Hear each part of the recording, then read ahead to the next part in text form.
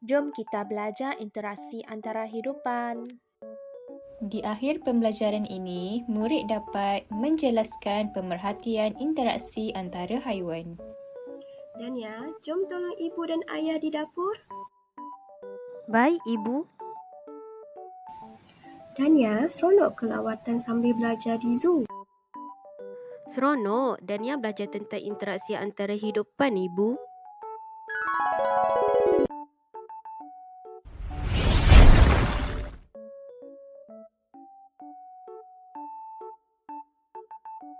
Cikgu, saya nampak citah sedang mengejar rusa lah. Kita dah pernah belajar ni sewaktu lawatan hari tu. Kamu masih ingat tak itu interaksi apa?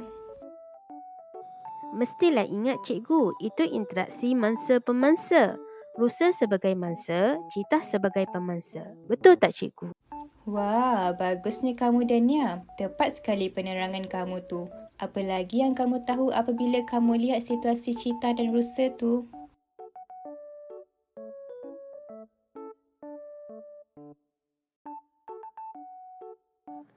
Saya nampak apabila citah dapat rusa, kawan-kawan citah yang lain datang untuk dapatkan rusa tersebut. Adakah itu dipanggil persaingan intraspesies? Betul tu Dania. Mereka dari spesies yang sama bersaing untuk mendapatkan makanan. Ada dubuk datanglah. Citah dan dubuk sama-sama bersaing untuk mendapatkan makanan. Itu dipanggil persaingan interspesies kan, Cikgu? Sebab ada berlakunya persaingan di antara dua spesies yang berlainan. Betul tak, Cikgu? Wah, bagus kamu Dania. Cikgu bangga dengan kamu. Baiklah Dania, kita dah belajar tentang interaksi antara haiwan ada 3 jenis, iaitu mangsa-pemangsa, persaingan dan... Simbiosis, Cikgu. Simbiosis ialah hubungan rapat antara dua spesies haiwan. Terdapat 3 jenis interaksi simbiosis antara haiwan, iaitu mutualism, parasitism dan commensalism. Interaksi simbiosis mutualism. Mutualism adalah interaksi yang memberi manfaat kepada kedua-dua pihak, contohnya buaya dan burung. Buaya membuka mulutnya agar burung dapat makan cebisan makanan di giginya, dan pada masa yang sama, buaya dapat membersihkan giginya. Interaksi simbiosis parasitism.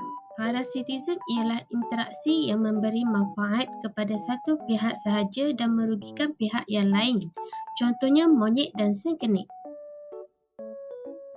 Sengkenik adalah parasit kerana dapat menghisap darah monyet, dan monyet adalah perumah yang akan kehilangan darah.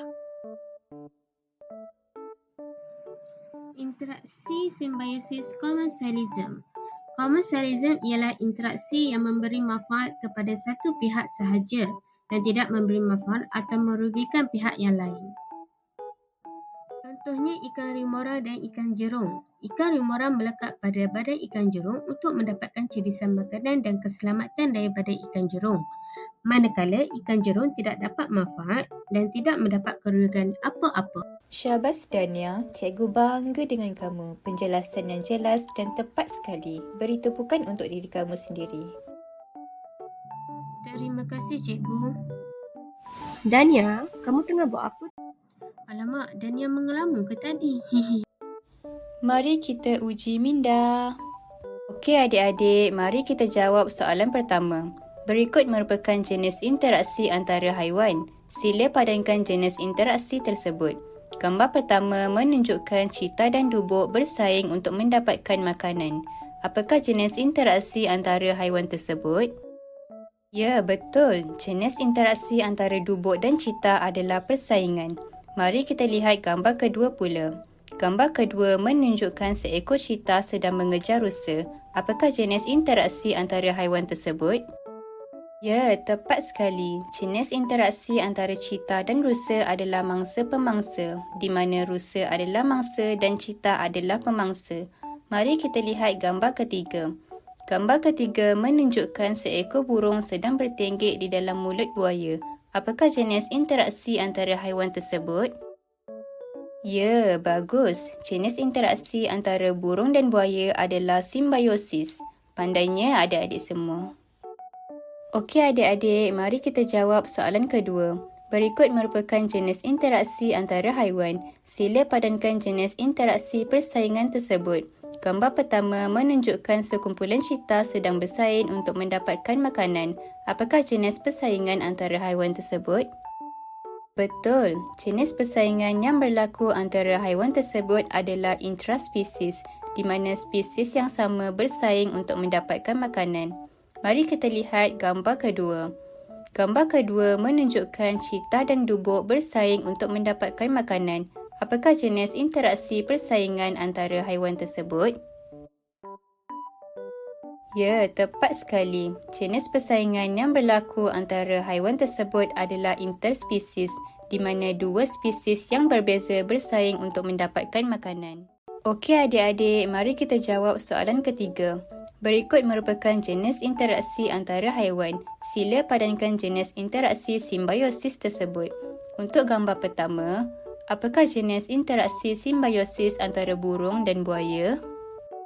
Ya, betul. Jenis interaksi simbiosis antara burung dan buaya adalah mutualism.